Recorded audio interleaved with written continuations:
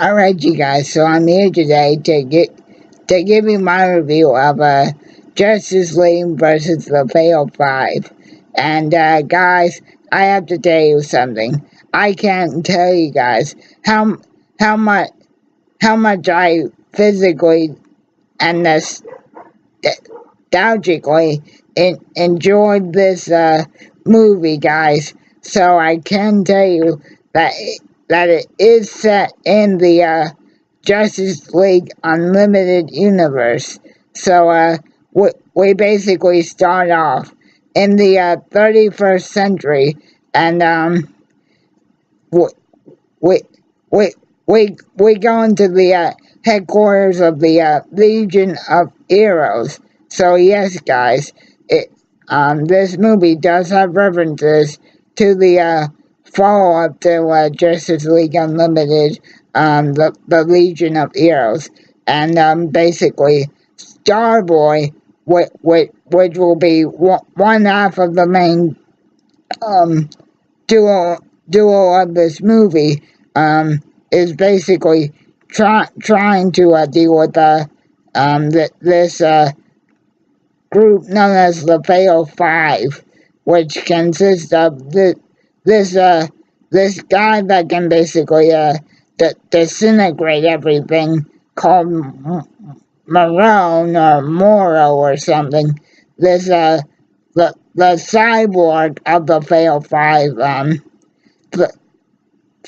Tarak, and the third individual of the three members, simply called the Persuader. And what they have come to the Heroes headquarters to do is to steal the Legion's time machine to go back in time to the 21st century. But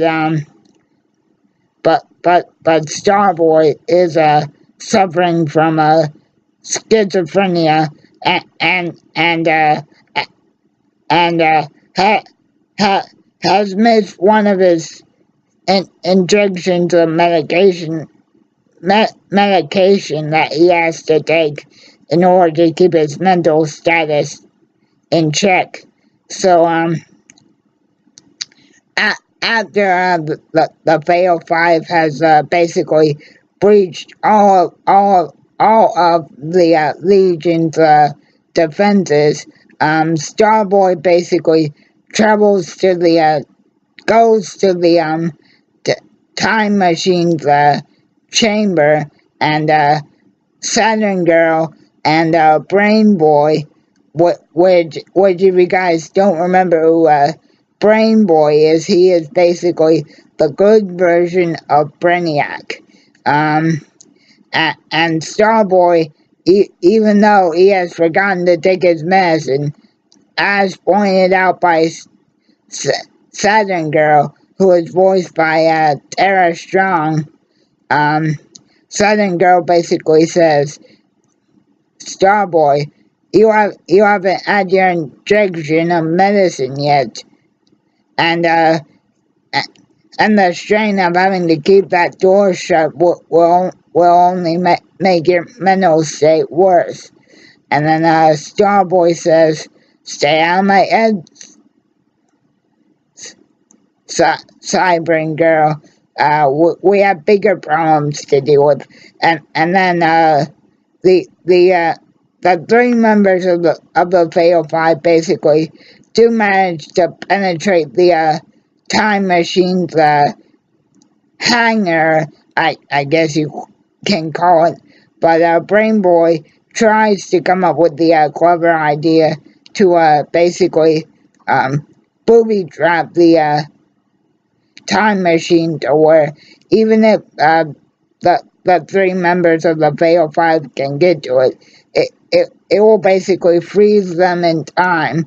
But Moro, Thorak, and the Persuader, as they're referred to in this movie, do manage to unfortunately overpower Saturn Girl and Starboy, and before they are frozen in time, that that that that they do manage to set the coordinates back to November the 20th in the 21st century. And the reason behind this is to rescue the last two members of the Fatal Five. Now, one of them is basically the muscle version of the Brain from the Brotherhood of Evil, and his actual name is way too hard to say. But but but but but but they're also traveling back to the 21st century to rescue their leader, the Emerald Empress, and Starboy, even though he still has not taken his injection of medication, still makes the brave but careless decision to follow the time machine back in time to the 21st century. And as the time machine lands on Earth, it is first encountered by Superman, and he basically says, "Now, what the hell are you supposed to be?" And then he takes it back to the Watchtower to be examined by Mr. Terrific. Now, guys, next we can cut to Miss Martian, and she's basically she doesn't really play a huge part in the movie, but basically she encounters Starboy along with Batman and Gotham after Miss Martian basically screws up yet another thing that Batman's tried to get her to do, and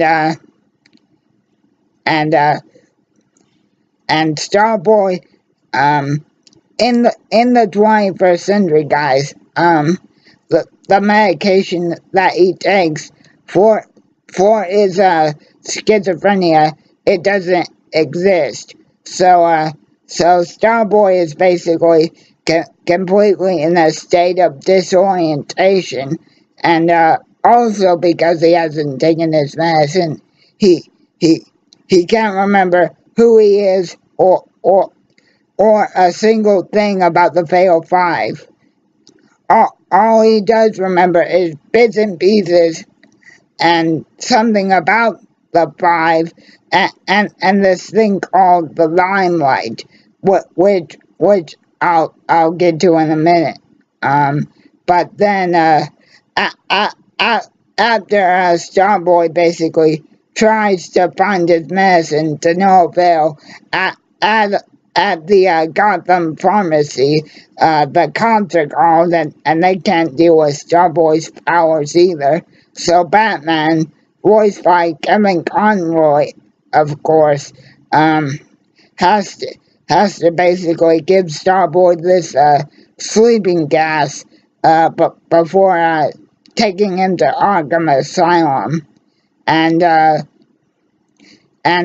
then basically, guys, we cut to the story of the other half of our two mentally ill characters, and that's something I will say about the story, guys.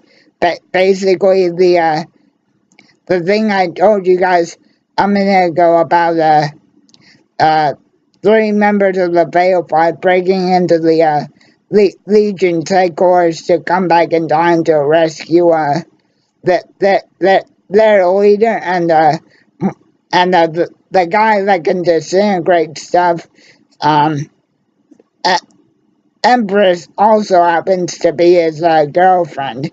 That basically is the overall goal and plot of the story, but what I think is very interesting is that how it deals with the topic of both of its main heroes that are the focus throughout the entire hour and 17-minute movie about how they both struggle with forms of mental illness. And basically then we got to a flashback that the current Green Lantern in charge of Earth, Jessica Cruz, is having. Uh, about one time when she was younger, her her and a bunch of friends went on a camping trip, and she she had to watch two of her friends get shot and killed by an unknown gun shooter, and she herself uh, nearly got shot, but as the gunman shot her, she managed to to get to a cliff, but as the gun was fired one last time to kill Jessica, she managed to fall off of a cliff, and and then we basically what got to her waking up from this nightmare basically in her cheesy ass one room apartment basically, and her basically saying for 3 years, ever since she had that obviously traumatizing experience happen to her, she's hardly been able to do much of anything, including even leave the house or even at times breathe and function like a normal person. And I think that Jessica story is almost even more tragic than Starboy's, because she actually suffers from a very common form of mental trauma that unfortunately way too many real people have to deal with every single day. And the and her therapist had basically given her this mantra that she basically says it is a load of crap, and it goes as follows: every day in every way I'm getting better and better. And as Jessica goes to reluctantly goes to to to one of her sessions with her therapist, after struggling to get out of bed, and it looks as though having a panic attack in the bathroom, she basically tells her therapist that it's been 3 years since the incident again, and none of this therapy is making her better.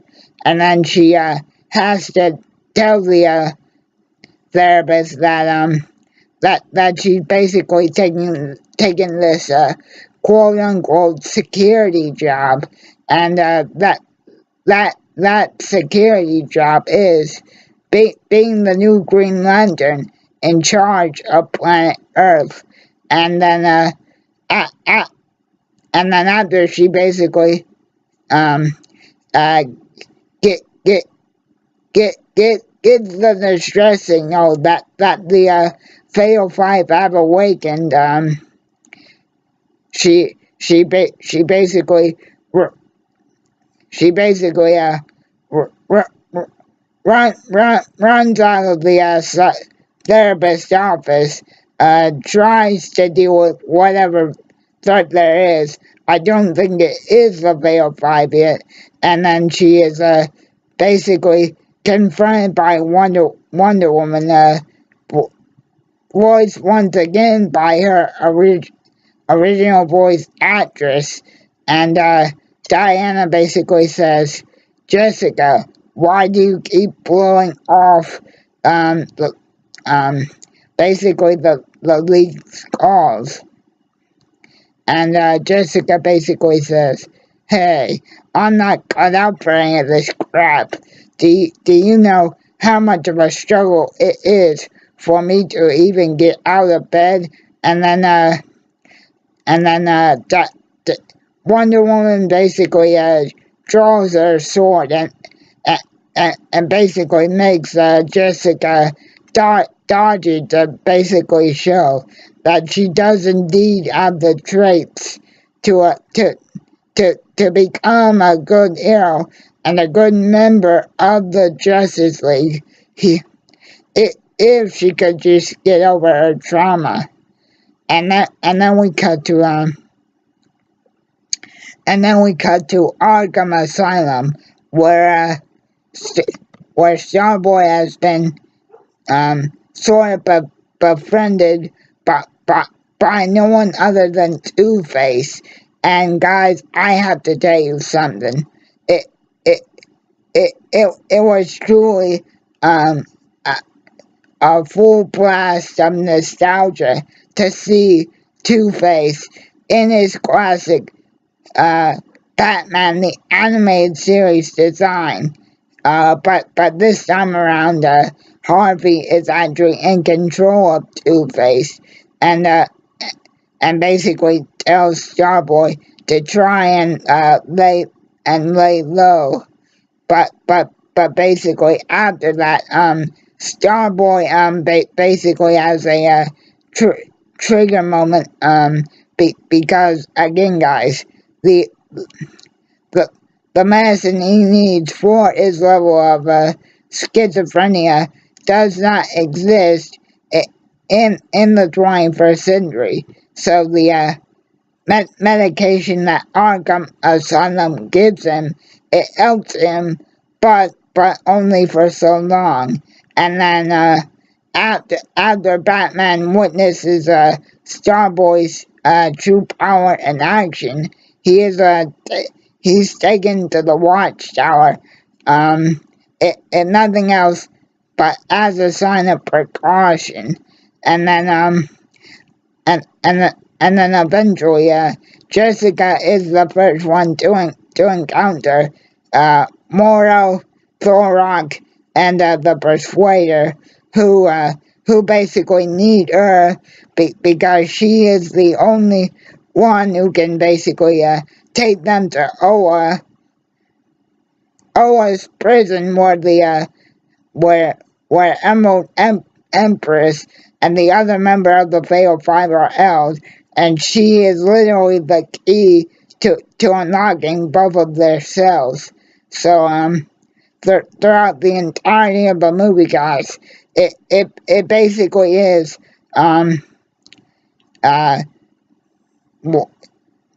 Wonder Woman, Batman, and Mr. Terrific basically trying to figure out what the Fatal Five actually do want and basically how to defeat them. But what's truly interesting, guys, is how much of a fanboy of the original Justice League Starboy really is.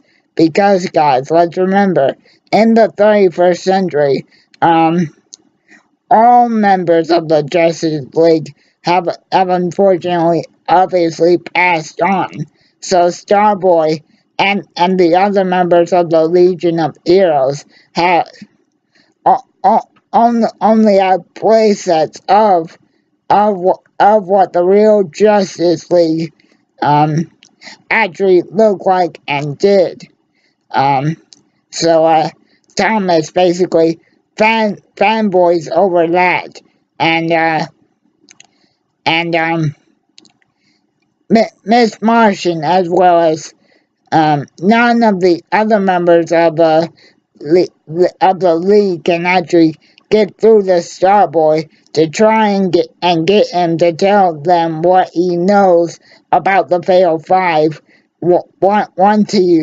remembers again that he has to stop them, and they're after this thing called Limelight, which is the name given to Jessica Cruz. For some weird reason, Thomas, Thomas, which is Starboy's real name, guys. He he never gets a chance throughout the movie to tell Jessica why she's known as Limelight, but she also but he does have time to tell her that in his time she was the bravest of the Green Lanterns, not Kilowog, not Hal Jordan, and not even John Stewart. It's Jessica that was the bravest Green Lantern of all, and she is the one known as Limelight. Even though throughout most of the movie, guys, Jessica wants nothing to do with the League, Starboy, or the Fatal Five, but and again, this is where I think that this movie truly does shine. Jessica and Starboy almost become kind of a comfort for each other because they both understand to a degree what the other person is going through. So basically, Starboy's able to be a comfort to Jessica and trying to show her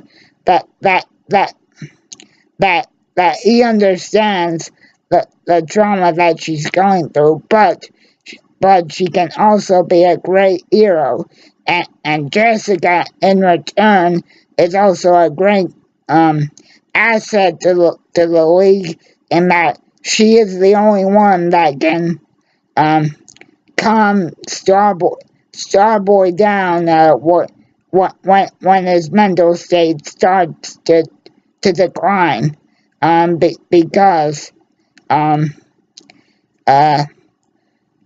Miss Martian, Batman, and Jessica basically manage to basically go into Starboy's mind to basically try and dig out from Starboy's psyche how dangerous the Fatal Five actually are, and it's because Starboy has never took his last injection of medicine that he cannot actually enter the memories that he shows Batman and Miss Martian and Jessica, at least not right away, and they are basically able to see what Starboy's house in the 31st century actually looks like. And then Jessica says, wow, sometimes the movies do get it right. And after touring and after seeing what the Legion of Heroes actually have, sort of as a shrine to the original Justice League, and Jessica sees that she is actually featured as the most famous Green Lantern of all. That is when that's when she starts to realize that hey, maybe she can be an actual hero, but then Starboy's memory takes them back to when the Fatal Five actually first tried to destroy the 31st century, and the reason that they are there is because of Starboy's unstable mental state, and just as Starboy's I think literally about to have a nervous breakdown and permanently, I guess destroy Batman, Jessica, and Miss Martian for good. Mr. Terrific wakes Batman up to say, "We just got a message from the Fatal Five," and it's basically from Morrow, which again is the guy that can basically burn everything with the touch of its hand. She basically he basically tells the League, all you need to do to stop our rampage of this time is to hand over Jessica Cruz and be quick about it, because the longer that you take, the um the more people we are going to kill. And then Miss Martian, being the novice to the League that she is, basically says, all right, what's the plan?" And then Wonder Woman and Batman both say, "Look, kid, we don't negotiate with terrorists, no matter what century they're from." And then Starboy basically tries to again make sure Jessica's all right, and she basically asks, "Hey, can I be alone for a second?" And she actually receives a message from Thorrock that says, "Come on, Jessica, you know we're not kidding. You have the power to stop this. Just come, to where the signal is being located, and because I'm tuned into your ring, only you can hear this transmission. But make sure you come alone, or we're going to continue hurting people." And something else that shows just how traumatized Jessica has been by her almost fatal camping trip. She has not even been back to planet Oa to recharge her ring battery from the Green Lantern's main battery, and because of this, many times throughout the movie, Superman and the rest of the team have almost kind of had to try and bail her out, and this was no more evident by the League's first encounter with the Fatal Five, but before they freed the Emerald Empress, where Thorok says, "Hey, Starboy, you're having a hard time adjusting to this era," and because Jessica has barely even used her ring and forgotten to charge it, it's like courtesy of that fight, she almost relearned, or maybe learned for the first time, how to be a Green Lantern. So she basically agrees to follow Thorok's signal to meet the members of the Fatal Five, to basically go let the Empress out of prison, so that hopefully the Fatal Five will get what they want, and just go away. And then Jessica transports them to planet Oa, and basically makes the bluff that she's come to deliver these guys as prisoners, because Planet Oa basically says Jessica Cruz of whatever set to planet Earth, this is an unscheduled stop, and then after Emerald Empress is freed, and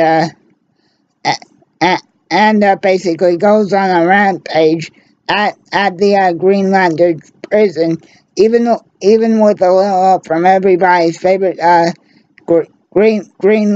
new Green Lantern recruit drill instructor Kilowog tries to help Jessica a- a- a- after detecting her Goldwood for we got trouble. Kilowog unfortunately meets the same fate that he always seemed to meet every time that he was in an episode of Justice League, which was to be badly wounded, and then after Kilowog and Jessica are badly wounded, uh, Emerald Empress and the rest of the Fatal Five basically moved to carry out their final plan, which is to basically destroy the sun, because they know every single hero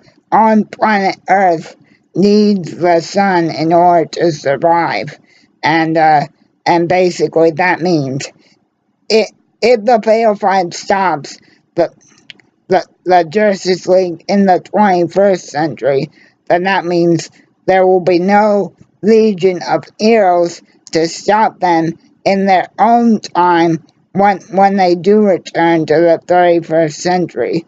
But Jessica finally does take the last bit of advice that useless therapist gave her, and the new mantra that she comes up with the is the oath that she took the day that she became Earth's new Green Lantern, and that oath is, in brightest day, in blackest night, no evil shall escape my sight.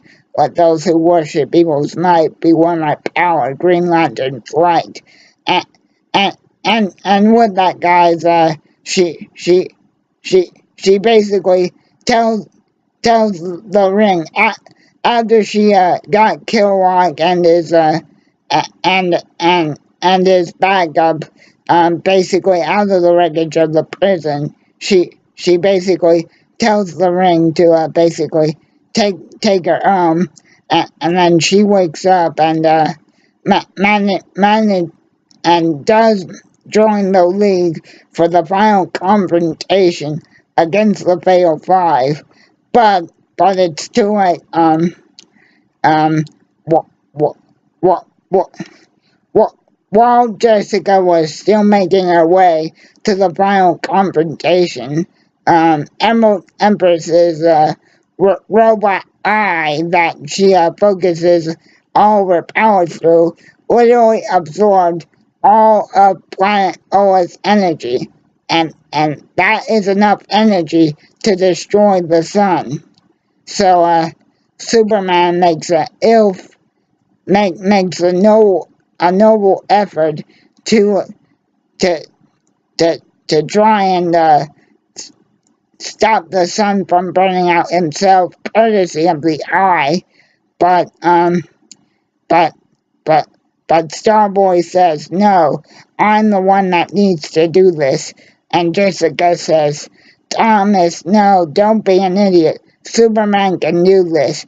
And then it's like, no, Jessica, Superman can't do this. I'm Starboy. It's my job, my duty as a as a real superhero to protect the stars as many innocent people as I can. And that was real, and that was a real powerful moment in the movie, guys, because throughout the entirety of the movie, even though even though Starboy obviously is a member of the 31st century's version of the Legion of Heroes, because of his schizophrenia, Southern Girl and Brain Boy and the rest of the Legion were always afraid to let him truly be a real superhero hero, and by him basically becoming the thing that basically holds the sun together, Thomas did ultimately sacrifice himself, but made sure that the Earth, and more importantly, his future, and his friends in the Legion of Doom, and basically all of time is safe, because after because while Starboy basically became the new glue to the sun. The rest of the team of the Batman, Wonder Woman, and Mr. Terrific were basically able to deal with with the Fatal Five, and Moro actually in one of the final scenes of the movie actually burned the Emerald Empress, because nobody can touch him or he will burn you. And basically, guys, the Fatal Five do end up getting defeated, but Starboy, it does unfortunately end up sacrificing himself. And the movie ends basically with the basically Brain Boy and Saturn Girl, and basically the rest of the team from the Legion of Heroes basically traveling to the 21st century themselves to basically pay their last respects to Starboy, and pay their respects to basically the guy that basically saved their ass. And yeah, guys, that was basically the movie in its entirety. And I have to tell you, from every single second, I truly did have the biggest smile, and I did laugh out loud several times throughout the course of this movie. And even though, again, its story was its basic plot was pretty bare bones, and again pretty straight to the point.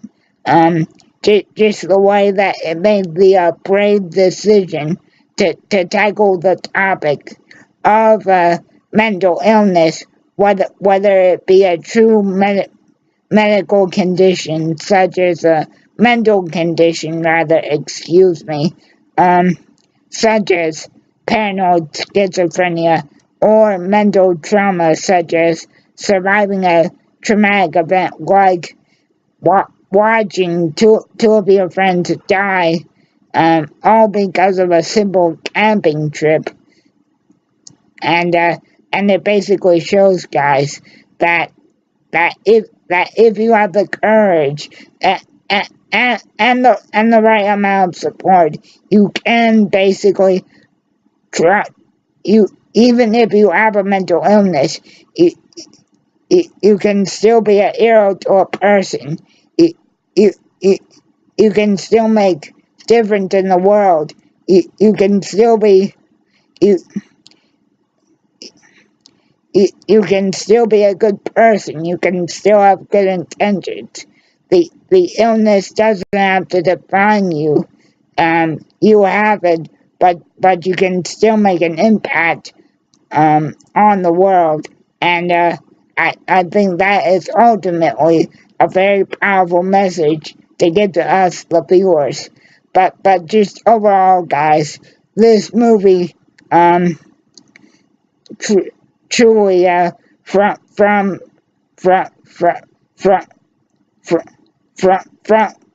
open to shut, back to back, this truly did feel like an old school 5-part episode of Justice League Unlimited. Now, I will agree with what IGN said about the movie, in that there basically is no character introduction to any members of the Fatal Five at all, or even to Jessica or Starboy, for that much rather. Uh, but what the movie lacks in that, it it it makes up for in its intense action scenes.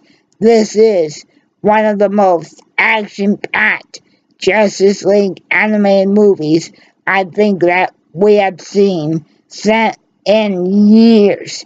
And that is why I say, guys, this movie literally feels like it could be sort of like an old school five or 3 part episode of Justice League Unlimited.